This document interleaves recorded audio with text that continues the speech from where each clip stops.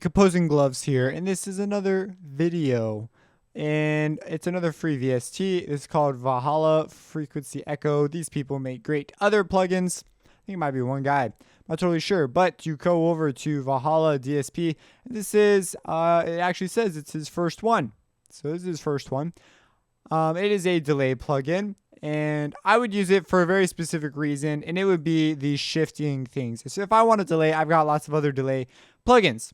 I'm not sure how effective this is audio-wise either, but check it out. You can actually size it up. We can make a gigantic thing. But if I were to use it, I'd use it because it has this really weird ability to pitch shift things in unusual ways, mostly when the output's all the way up. So the feedback is. So if you turn up the feedback a little, you can play it and it will behave just like any delay will. It'll send it through and then spit it back out delayed. You can control the amount of mix.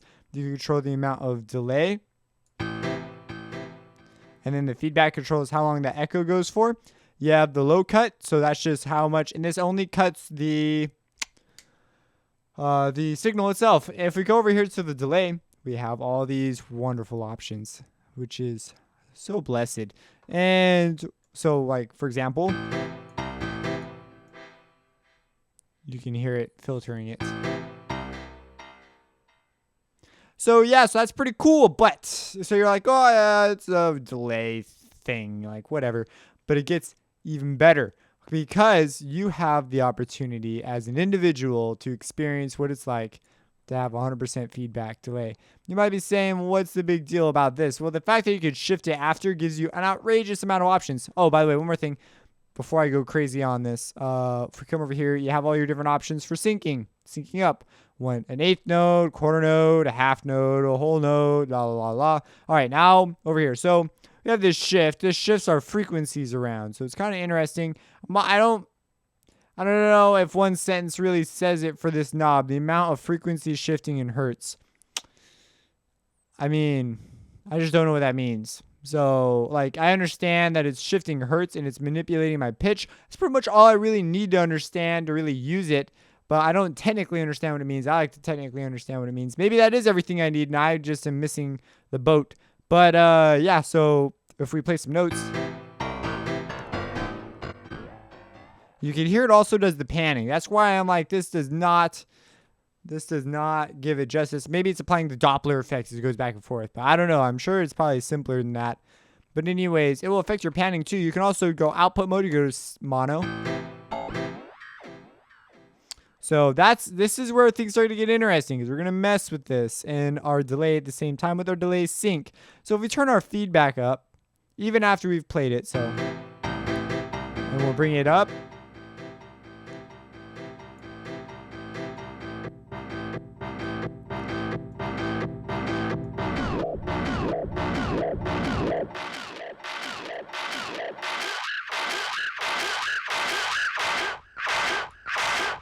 Now I'm touching things in a very specific way, because if I don't, I'm touching things in a specific way because I know what I want to do. So we have our mix here. The mix is like great. We can have only delayed sound. And so there's our delayed sound. We have our feedback loop though. And when you put it up to 100%, what you could, like, let's say that we play note. And okay, so it plays, we'd put it at 50. I wonder if there's a reset thing. Maybe try Alt, Control. Nope, there is not. Wish there was. Okay, so we have the mix, and so we put that at 50%. And if we play a note and it delays, even while it's fading away, if we feedback it 100%, it'll create an infinite loop, and all it will do is build up and build up and build up. So you got to be wary of this though, because you could like really ruin your ears if you have loud volume on right now. So be careful. Oh, see, it's working right there. So see if we get anything. Nope. Okay, so let's play it. I'm gonna shrink this down a bit so we could see the fader. So it's going. You see, even though it looked like it was gone, there was still something there, and it's coming back to get us. This is what makes this plugin so cool.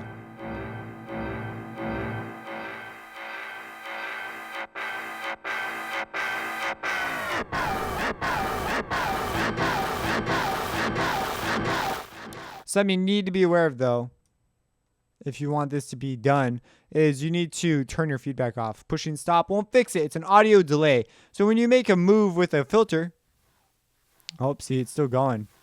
And I thought it was dead.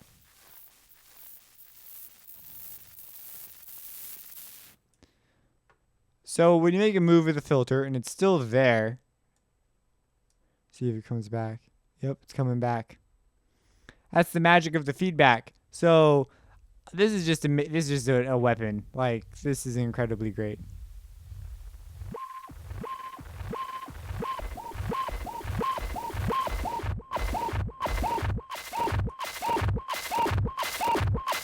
So anyways, what I like to do is I'll feedback it 100%. It'll come back from the grave.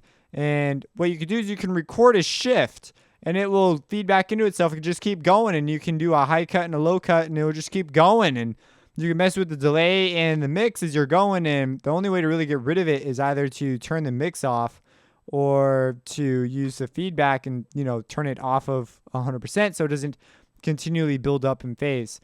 But even feedback can occur like that even at lower settings like 79.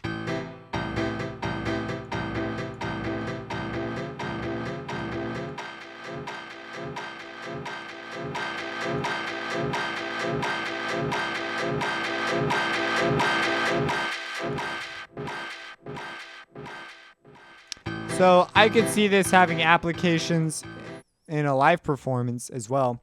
But that's that. I just wanted to show you because I thought it was a really cool, nifty little delay thing. It's totally free. Just go on there. You do have to have an account.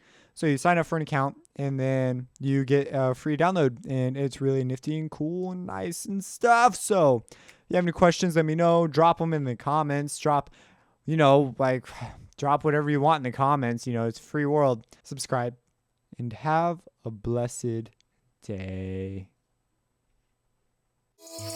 Opposing wolves. Reversing.